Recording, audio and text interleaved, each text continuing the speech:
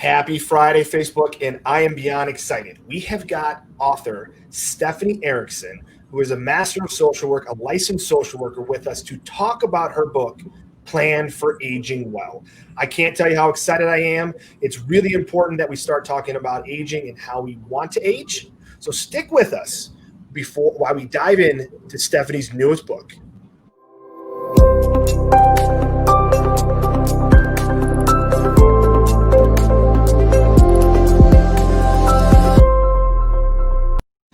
And welcome back. And I'm going to turn it over to the ever-famous Katherine Wells. The ever-famous. I'm not sure. What am I famous for today? Anything exciting? Anything exciting? Well, you've got wonderful children and a budding, technology application. So you've got a lot to be grateful for. Okay. I definitely have a lot to be grateful for. And this is one of the things I have to be grateful for, the Mavericks of senior living, because we have been so fortunate to attract like-minded people who are really breaking the barriers and breaking status quo and talking about the things that have just not been talked about. And Stephanie, welcome to our show. We're excited to have you here.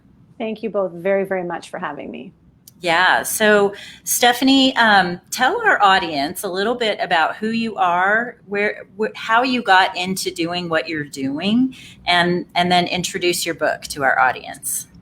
Okay, so who I am, I'm going to go to explaining myself in a non-role way, because part of what I actually talk about in my book is emotional and spiritual support and care, and that really has nothing to do with a role, like I'm a social worker. Although, yes, I'm a social worker, but who I am is someone who believes in justice, who fights for equality, and who advocates for vulnerable populations, and I try and spread love out in the world. And yes, I'm also a social worker and a mom, and I have a dog, and I am married, and I do the flying trapeze. So those are other things about me. Well said. Like for real, you do the flying trapeze? For real. Oh, here's my coffee cup. Yep. Oh my goodness. Oh, wow. How fun is that? That is fantastic. I want to ask real quick before we dive into the meat, how long have you been doing the flying trapeze? We're going on 8 years now. That is awesome. Yeah. Wow. And what is that? Do you have a partner? Is that your husband? No, my husband. Oh my God, no. He has no interest in doing this at all. No, I fly with the team. I go to a circus school, a very specialized school for the flying trapeze. And of course I have lots of like-minded people, and all of us, well, I don't want to use that language, but we call ourselves old blanks, because all of us are 45 and up in our group, and it's awesome because we're pushing boundaries of age. Yep, absolutely. And that's what we are here to talk about. Yeah. So really exciting. There's been a lot of conversation about ageism in the media. There's been a lot of conversation, I think, among people in our age group, and Frances is on the younger side of our age group. I'm on the older side. You're probably right in the middle, but just sort of in this sort of middle of life, there's a lot of conversation about what happens when we age, because we see our parents doing it. We've seen our grandparents go through it. And even those two generations are different in how they age. We're living longer, healthier. And how does that look when we begin to age? So I'll just ask you if you can share your book and the content of your book. Okay, it's called Plan for Aging Well, and ageism is something that I talk about actually from the get-go, because I think that's part of the problem as to why we don't have good care and support for our seniors, because we somehow, as a society, devalue people as they age. And I think it's a very large problem in that we're like a productivity-focused society where everything is measured and there's outcomes and there's tangible things that come out of it. That's why I started with, who am I? I'm trying to spread love. I'm trying to advocate for vulnerable people. It's not about something that I'm producing. It's not a thing. It's who I am in me. And as people age, they can no longer do in the traditional sense. They're not producing in our society. And we sort of think, well, what's the point of having them around? That's where I think a lot of this comes from. And also just our culture as North Americans, actually, we've kind of developed this like out of sight, out of mind. When people are older, let's just, send them over here. And I'm not against people who need care and who live in care residences. It's not that I'm against that. It's just, I think it's the way in which we imagine aging is, okay, here you go, now you're put somewhere else. And so to me, all of the care and support that follows is based on this ageist society. I think that's very well said, because for the longest time, I got into this because of my grandfather's predominantly. One had dementia, one had Parkinson's. And it kind of always was scratched my head when we just segregate those older adults that need this X, whatever X may be. And one thing that hit me really hard right out on the front of your book, that first page, was, we are doing aging wrong. I mean, you have great content, but I love how you set the tone right from the get-go there, because Katherine and I and a lot of other like-minded people have always had this moment of pause, like, why is what we're doing today okay? Since when did we just start settling for this is it? And I love that we now are having people like you, other like-minded, that we're pushing the envelope finally on talking about how we want to age and then taking action to make it happen. I thank you for saying that about that. That's the first sentence of my book. And actually, a lot of people have reflected on that. Some people have said that's like the best line in the entire book. I hope it's not downhill from there. Yeah, I think you got some other good stuff, but I just love the tone you set from that with that point.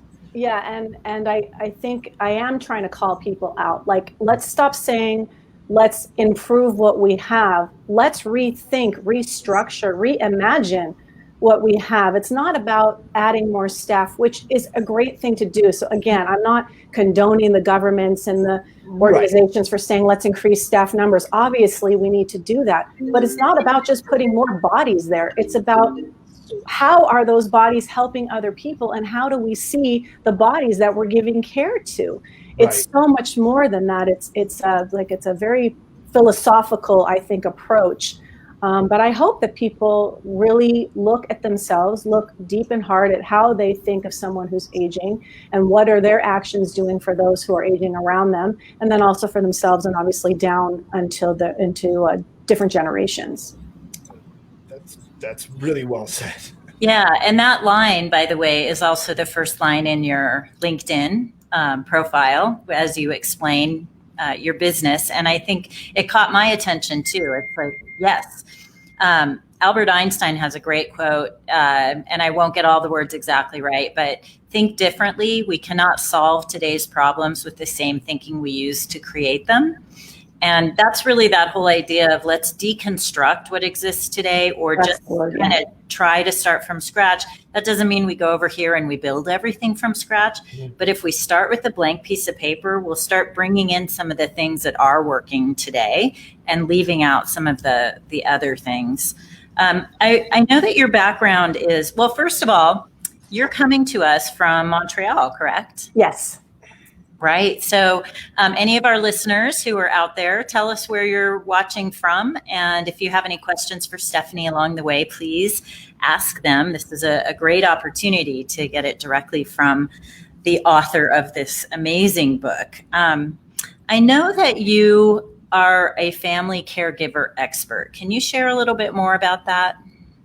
Yeah, I mean, I'll be very, very honest with you, that term, it's more of a branding thing, and it just sounds gross saying it, but when you're trying to get your message out and you want a consistent presence so people know who to go to for a particular lane of information. And so that is why I've kind of branded myself like that. It sounds very egotistical actually to even say it, because there's lots of people that have way more experience than me, and or at least equivalent knowledge. But what that means to me is that I have devoted my life to supporting people who are caring for somebody else. It hasn't always been seniors. That's been the last 16 years of my life, really focused on individuals who have dementia. But I've also been a palliative care social worker. I've worked in youth protection services. I've worked in the homeless population, domestic violence. I've done a lot of stuff, mental illness. And all of this is about caring for someone else. So for me, my perspective is always about, how do we support the system? There's the person that has the identified problem, whatever that is, but it's not just the person, it's the entire system around them. And that's always been my approach. That sounds a lot like you, Katherine, with your care team, your care circle, right? That we've talked about a lot. It sounds like you and Stephanie have that same idea of it's this team effort or this circle right around your loved one. Yeah. Yeah. And I was thinking, even as I said it, and you said, the term expert doesn't feel quite right to you, but it's what helps people understand what aisle, what shelf, right? Exactly. Which is very important if we're going to get to the opportunity to be able to help people. So I think about the term caregiver, and when I hear that, I have that reaction. And I feel like we have to come up with maybe a new word altogether, because even care partner, it all feels so construed, when really we're just human beings. We're helping other people. And that's not powerful enough words, I guess. I love what you just said, Katherine. I was on a panel yesterday with an organization who's a very wealthy organization, national, who's creating this foundation, and what they want to focus on is caregiving. So we had this panel, and there's a bunch of experts on it in all different areas. And one of the things we talked a lot about was language, and how the term caregiver doesn't even work. And we kind of got off on a bit, but we had so many things to talk about, we couldn't really just stay there. And of course, you can't solve that in one little panel. But language is extremely important. How we identify ourselves and others is important. And I think labels can be good for a lot of things, because if we can identify who we are and what it means, we know who to go for the support. Like caregiving expert, we know how to get me and what I can do for you. So I'm not against labels, but I think they can pigeonhole us for sure. And it's not even just about the caregiver. It's things like, and a colleague of mine, her name is Marie-Claude Guigère, and she's on a rampage about the word placement. It just drives her crazy. And I agree with her. We don't place a person. We place like my coffee cup down, not a person, right? So there's so much language that's threaded into aging, which just doesn't help our cause, which is let's talk about it. Let's not be afraid of it. Let's get it out in the open. And language is a great place to start. And that's the part that maybe the fresh perspective that I took 11 years ago when I started to get into this space was I was kind of always asking the question, well, why? And a lot of the answer I kept getting was, well, we used to do this. We used to do this. We've always done this, or this is how we did it 10 years ago, or this or that. And there's no industry or no idea that we would be complacent with doing what we did 10 years ago. Yet for some reason, when it comes to aging, whatever we designed in the 40s, 50s, or 60s, or even 70s is okay today. And it's like, what? No other space would accept that. I mean, we just wouldn't. Look at how fast phones have changed. I mean, every year something fancy comes out, a piece of tech. Yet when we're talking about people, it's like this idea of like, it's okay. It's fine. That's so interesting, Francis. I haven't even haven't really gone to that place, but innovation, you're right. Innovation in the world of our space, it's unheard of. And even, and now I live, because I live in Montreal, and in Canada, it's a socialist system. So there's a socialized system. So there's a lot of public services available. But even when I was in California, it was the same thing, where there is sort of a weirdness about, what do you mean you're a social worker and you're charging people? How dare you?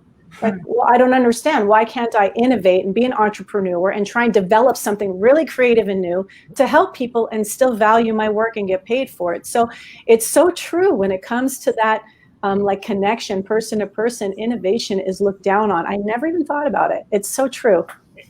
I know, and that's the part that it rattles my head a little bit, is that we're okay. Every year the cost of a computer, iPhone, whatever, technology goes up, right? And it's no big deal.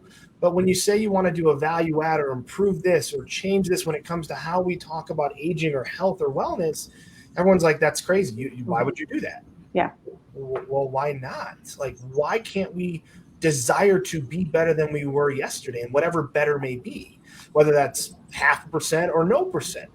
But I don't know, I guess I just get frustrated, with the fact that I see it every day, is like, we just have these systems that have worked in the past, but why not challenge it for the future? Yeah. Well, yeah. Oh, sorry, Kathy, go ahead. Oh, I was just going to ask you a question to kind of bring it back to your book a little bit. When you started writing it, which you mentioned earlier, you started like 5 years ago. What things did you learn in the process of writing this book? I learned so much about myself, actually. What I saw 5 years ago was just compounded with COVID, because I started the book 5 years ago, but I put it aside after like 3 months. I just couldn't with my kids and family responsibilities. And I picked it up again October of last year and was almost done in February when COVID hit. So like my introduction, I threw out and rewrote because now I wanted to include COVID and highlighting what we already knew, is that our care and support for seniors is deplorable. And now we know it and everybody knows it. Yeah. So it wasn't that I learned more about my profession. I learned a lot about myself, though, what I'm capable of. I learned a lot about how much I'm still worried about what people think about me, because I was so afraid when the book was done. My coach kept saying, okay, well, let's upload it. And I'm like, I don't know, because I'm still worried. People are going to send me emails. Oh, there's a typo. Oh, you said this and you don't know what you're talking about. So I'm still learning how insecure I actually really am. And this book has really brought it out. But I also learned how smart I am, how well-spoken I am, how clear of a message I can not only deliver verbally, but also in writing. So I also learned some great things about myself. And at the end of the day, I have to just kind of let it go and work to get it out there, but also just, it is what it is, and just feel that professional and personal accomplishment, regardless of what happens with sales and all that kind of thing. Stephanie, thank you. Thank you for being so honest and vulnerable in that. Yes. So many of us struggle with that. I certainly do. And it is hard to put yourself out there. And I'm so grateful that you have put yourself out there. The resource that you've created for people is so needed, and it will attract the people. I believe it will attract the people that need to read it and hear this message and want to hear this message and are open to it.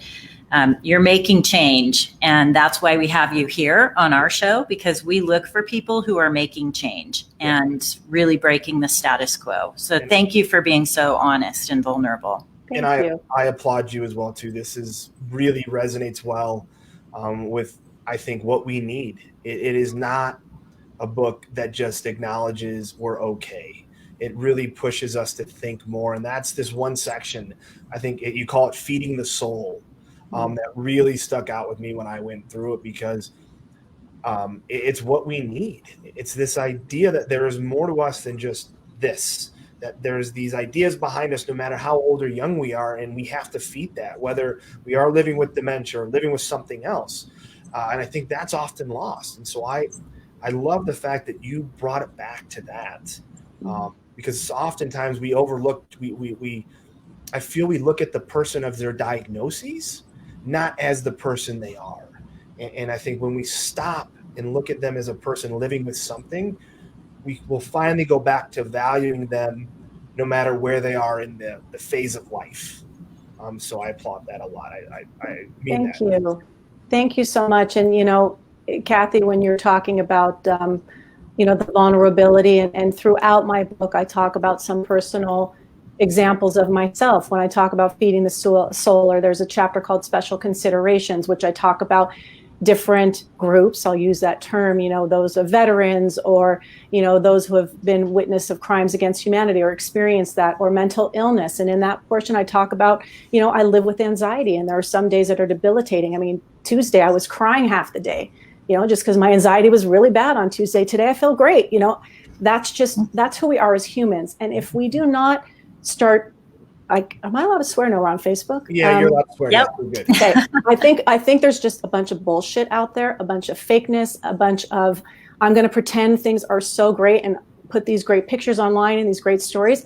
And it's not right, because we are all struggling. Everybody has something, not everybody, but most people have something in their life that they're struggling with. Absolutely. And if we don't put it out there now, we'll never get there when we're aging. And so then when I'm 85 years old and off in the corner in a wheelchair slumped over, no one's attending to me, knowing that perhaps I had anxiety, and now I feel even more anxious because I'm being isolated and alone, or my soul is not being fed, and I think it's all about us really just opening up, being transparent, being honest, and getting a real conversation going about what's happening right now in our lives and how that will project and translate into our aging life. Wow. Yeah. Yeah. Really well said. Yeah. Very well said. Absolutely. So in talking about the content of your book, and it's clear you have a lot of passion behind this, and I'm so grateful for that, because that's what got you to get over the finish line with it, shall I say, which is what I always struggle with. If you could tell our audience one thing that you wish they would take away from the book, and I didn't phrase that very well, but so that they understand why they might want to go read this book, what one thing do you really hope people walk away with? Facing what will become didn't not make it happen. In other words, and someone was telling me this the other day, if you talk to your teenagers about sex, doesn't make them go out and have sex. If you talk to them about drugs, it doesn't make them become drug users. And if we talk about aging, it doesn't take away the fact that we're all going to get old, So I think being afraid of the conversation is what is going to be your demise. And the conversations, those proactive conversations, number one, that we have to have with ourselves is really reflecting in and of ourselves. What do we want? What do we want our life to be? What is that trajectory? What kind of support and help and love do we want around us? And what does it look like? Getting to know ourselves first, having that proactive conversations with families. That is going to be your winning ticket to fight against everything you're afraid of by not talking about it. So don't be afraid to have the conversation, and don't feel pressured that you have to have the answer overnight. It's not a sprint, it's a marathon. We should be having these conversations for years, and they will adapt and change. My grandmother, who's now 97, 5 years ago when my grandfather died, and he was cremated, and we had this incredible ceremony. And then my grandma said, "You know what? I'm changing my wishes. I don't want to be buried now. I want to be cremated." She did this at 91. And she made a change. So you can make changes over time. So don't be afraid you're going to get locked into something. Just start the conversation. Just start it. Have it leak out a little bit. Slowly it will become more comfortable, and pretty soon you'll be able to talk about it, hopefully like us. Yeah. You made a really good point there. It's at least in America, and I think the same is true in Canada. We're so driven to be productive and meet our goals. And so there's a deadline and there's an end point, right? And what you're describing is there's not really an end point to this. This is just an ongoing conversation about life and all the different things that happen throughout life.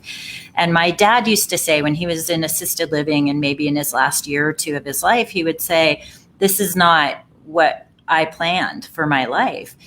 And us kids would remind him, "Actually, Dad, you did everything you planned. You said you wanted to travel. You said you wanted to, lengthy list of things." And we would go down the list. You did all of those. You did it. You made your life happen. And this is a phase of life. And it was just an interesting thing to experience. And hearing you talk about the ongoing conversation is really, really important, because it makes it less of a scary thing, right? Yeah. And I think, Kathy, the story you're telling about your dad is a reflection of what we all need when we age, is that opportunity to process what is behind us and what is in front of us. And that's another thing that where we miss the mark in supporting seniors, is we don't provide them the time and the patience to sit and listen, and the prompting questions and the exploration of their life and doing that review. We don't allow for that. And when we don't allow for these things, like you did with your father, allowed him to express his disappointment or discouragement about his life, and you guys helping him to bring him back to all the things he's achieved, would hopefully minimize, and hopefully did minimize, the kind of physical pain that he even felt at the end, because there's absolutely a connection with physical pain and emotional and spiritual pain. But we don't want to unlock the emotion and spiritual pain. And so we focus on physical and give people pills, but that doesn't solve the underlying thing. And so we really need to help people expand their souls, their emotions, their psychologies. As their body's slowing down, we pump all that up and give them an opportunity to process. So at the end of their life, they feel at least a sense of, not necessarily relief, but yes, I said what I needed to say, Yeah. Oh, my goodness. So I have to say this, at when my dad was on hospice, they did the life review. Yes. So as soon as you said that, I'm thinking, why do we wait until they're on hospice? Why? And I have always been a very, very strong believer that when someone does move into senior living, there should be a social worker or someone in that type of a role who is just assigned to that family, the whole family, and helps the older adult with the transition, the emotional, the mental, and physical, and also helps the families, because the families, as we all know, our roles change in that process, and we're stepping into new roles we aren't maybe comfortable with or didn't expect to be in. And we're letting go of other roles that we're so familiar with and so comfortable in. So I just think that really struck me when you said that. Yeah, and it's something that I learned as a palliative care social worker, and it's exactly what you're exactly right, Kathy. Why are we waiting? And in my team caregiving chapter, I talk about all the different professionals that can be involved in creating this team approach and this care plan. And one of the things I talk about is a chaplain, a spiritual advisor. Mm-hmm. Why do we not have someone like that full time? Why do we not have a full-time social worker, a full-time occupational therapist, perhaps a psychologist? It depends on the skills of the social worker, right. Or how much is needed in terms of a particular mental illness. But we're neglecting all of these other types of professionals as being full-time and integral parts. And on a side note, it's kind of funny, one of my editors, when he read through, he was doing the copywriting at the very end, proofreading. And he wrote me a note, like he did a couple content suggestions. And one of the things he said was, you say having a full-time chaplain, it's just unrealistic. Why don't you put part-time? I said, hell no, because it should be full-time. I don't care if it's unrealistic. I'm putting full-time. That's the point of the book, like, why are we not doing that? Because Stephanie, it's not unrealistic. But the problem we have is it's unrealistic in the way we've designed the aging today. And that's the issue I have, is we're being told by these mega senior living corporations, this is how you're supposed to age. And there's nothing that's preventing us from putting it on its head, doing the things that we know that can be better to improve what aging can be. There's no reason why we can't design a system that has exactly what you want on it. When it comes to chaplain, social worker, the occupational therapist, the only reason we are being told to that's preposterous is because it doesn't fit into this money model, this aging model of long-term care providers today. And they are worried about the disruption that will come, that will impact how they think aging should be to how aging will be. And that's, I think, the biggest issue, is that the things that you want is how we should age. And if that's the case, we need to take action to create those models. Because I believe with what you and Kathy said is those integral social connectedness is so important. And often it gets lost in this idea of this house, this home, this new living with 100 other people. But I think we have to break that. And we have to start with what you're talking about today. Amen. Yeah, and I amen, absolutely. And I do have to say, there are some providers out there, both big box and the smaller homes, that are now looking at new ways to do it. And I think COVID's had a lot to do with that. So we want to celebrate them, because they're going to help lead the way. And that's part of the taking action that Francis and I are really interested in. How can we take action? So let me leave you with that question, Stephanie. What action would you want our listeners to take after hearing this podcast? Well, I think it all goes down to money, as you were saying, Francis, and fiscal responsibility. And I understand that most of, especially in the States, those that are owners of larger homes, it's the bottom line. And they put the money into the bells and whistles. And I understand from a marketing perspective why they might need to do that. So I think actually we need to go to our political figures and start demanding for more money to be poured into care and support for older adults and seniors, and creating maybe that public-private partnership where some public funds can be brought in, because then maybe the private organizations will be able to flip things upside down on their head, because they'll have the funding to rethink things differently. So to me, it's about going to whoever it is local and start demanding that more care and support is given financially to the senior population, and then hopefully having the right people leading the charge so that it's not just more of the same and that we are rethinking and redesigning the system. I love that. I love that. So you hear that. The action that we want you guys to take is talk to your local representatives, whether it's city, state, whatever it is. Talk to them about the importance of us taking care of our older adults. Do it. Do it today. Excellent. Stephanie, thank you so much for joining us today. We really appreciate you. We thank you for the book that you wrote. Listeners, please go check out the book. We'll have the links in our post here, and everyone have. Thank you so much. It's a fantastic book, and it's a must read for anyone that's living, because God willing, we're all going to age. And so really it finally talks about plan for how you want to age. Let's stop being told how we're going to age, and let's take an active role in how we want to age.